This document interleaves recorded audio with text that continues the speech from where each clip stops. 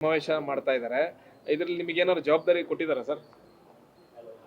ನನಗೆ ಯಾವುದೇ ಜವಾಬ್ದಾರಿ ಕೊಟ್ಟಿಲ್ಲ.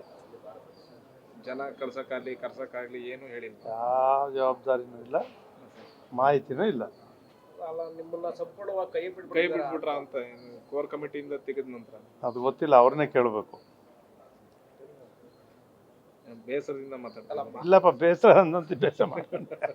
ಅಂದ್ರೆ ಸಮಾವೇಶ ಬೇಸರನೇ ಇಲ್ಲ. ದೇವೇಗೌಡ್ರೆ ಮೊನ್ನೆ ಅನೌನ್ಸ್ ಮಾಡಲೇಬೇಕಲ್ಲ. ಅವ್ರಿಗೆ ದೊಡ್ಡವ್ರಿಗೆ ಪಕ್ಷ ಕಟ್ಟಿದ್ದಾರೆ, ಬೆಳೆಸಿದ್ದಾರೆ.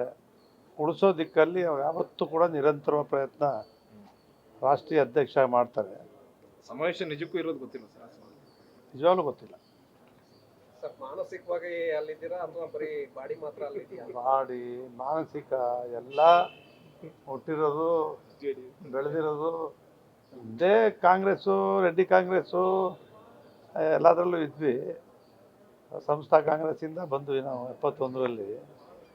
ಆದರೆ ಸಿದ್ದರಾಮಯ್ಯನವರು, ನಾನು ಅವರು ತಗಡೆ ಗುರುತಿಂದ ಚುನಾವಣೆ ನಿಂತಾಗ ನಾವು ಒಟ್ಟಿಗೆ ಭಾರಿ ಹೋರಾಟ ಮಾಡಿ ಅವತ್ತು ಅವ್ರನ್ನ ಗೆಲ್ಲಿಸೋ ಮೂಲಕ ನಾನು ಕೂಡ ರಾಜಕೀಯವಾಗಿ ಹೊರಬಂದದ್ದು.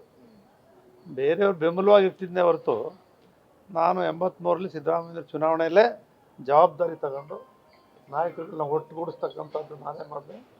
ಆವತ್ತು ಚುನಾವಣೆಯಲ್ಲಿ ಒಂದು ದೊಡ್ಡ ಇತಿಹಾಸ ನಿರ್ಮಾಣ ಮಾಡಿದ್ವಿ. ರಾಮಕೃಷ್ಣ ಹೆಗಡೆ ಅವ್ರ ಸರ್ಕಾರ ಬಂತು.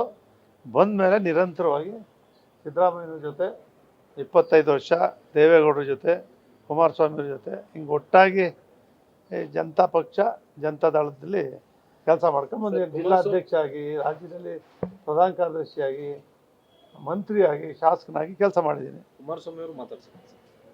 ನಾವು ಮಾತಾಡಲಿಲ್ಲ ಭಾಳ ವರ್ಷದಿಂದ. ಈಗ ಹಿಂದೆ ಇದ್ದಂತಹ ಜಿ.ಟಿ. ದೇವೇಗೌಡರೇ ಬೇರೆ, ಈಗಿರ್ತಕ್ಕಂಥ ಜಿ.ಟಿ. ದೇವೇಗೌಡರು ಯಾಕೆ ಇಷ್ಟೊಂದು ಸಾಫ್ಟ್ ಆದ್ರಿ ಅಂತ? ನಾನು ಯಾವತ್ತೂ ಬೇರೆ ಆಗಲ್ಲ. ನಿಮ್ಗೆ ಹೇಳಿದ್ದೀನಿ, ಇವತ್ತು ಆ ಚಾಮುಂಡೇಶ್ವರಿ ವಿಧಾನಸಭಾ ಕ್ಷೇತ್ರ ಒಂದು ಜಿಲ್ಲೆ ಇದ್ದಂಗೆ. ಅದು ಮೈಸೂರು ನಗರದ ಸುತ್ತ ದೊಡ್ಡ ಕ್ಷೇತ್ರ. ಅಲ್ಲೇನು ರೆವಿನ್ಯೂ ಲೇಔಟ್ಗಳು, ನೀರಿಲ್ಲ, ಯುಜಡಿ ಇಲ್ಲ, ರಸ್ತೆ ಇಲ್ಲ. ಭಾರಿ ನೀವು ನೋಡಬೇಕು, ಬೆಳಗ್ಗೆ ರಾತ್ರಿವರೆಗೂ ದುಡಿತಾಯಿದ್ರು ಕೂಡ ಮುಗಿಯೋದಿಲ್ಲ. ಅನುದಾನದ ಕೊರತೆ, ಭಾಳಷ್ಟು ಅನುದಾನ ಬೇಕಲ್ಲಿ. ಈಗ ಏನೋ ಗ್ರೇಟರ್ ಮೈಸೂರು ಮಾಡ್ತೀನಿ ಅಂತೇಳಿ ಮುಖ್ಯಮಂತ್ರಿಗಳು, ನಮ್ಮ UD ಮಿನಿಸ್ಟ್ರು ವೈದ್ಯ ಸುರೇಶ್ ಅವರು ಕೂಡ ಒಪ್ಪಿದ್ದಾರೆ. ಅವರೇನಾದ್ರು ಮನಸ್ಸು ಮಾಡಿ ತೀರ್ಮಾನ ಮಾಡಿದ್ರೆ ಮಾತ್ರನೇ ಆ ಸುತ್ತಲೂ ಅಭಿವೃದ್ಧಿ ಆಗ್ತಕ್ಕಂಥದ್ದು. ಲೇಟೆಸ್ಟ್ ಹಾಗೂ ಇಂಟ್ರೆಸ್ಟಿಂಗ್ ಸುದ್ದಿಗಳಿಗಾಗಿ ಬಾಸ್ ಟಿವಿ ಕನ್ನಡ ಚಾನೆಲ್ನ ಸಬ್ಸ್ಕ್ರೈಬ್ ಮಾಡಿ. ಹಾಗೆಯೇ ಬೆಲ್ ಐಕಾನ್ ಪ್ರೆಸ್ ಮಾಡಿ. ಇದರ ಜೊತೆಗೆ ಫೇಸ್ಬುಕ್, ಇನ್ಸ್ಟಾಗ್ರಾಮ್, ಎಕ್ಸ್ನಲ್ಲೂ ಮಿಸ್ ಮಾಡದೆ ಫಾಲೋ ಮಾಡಿ.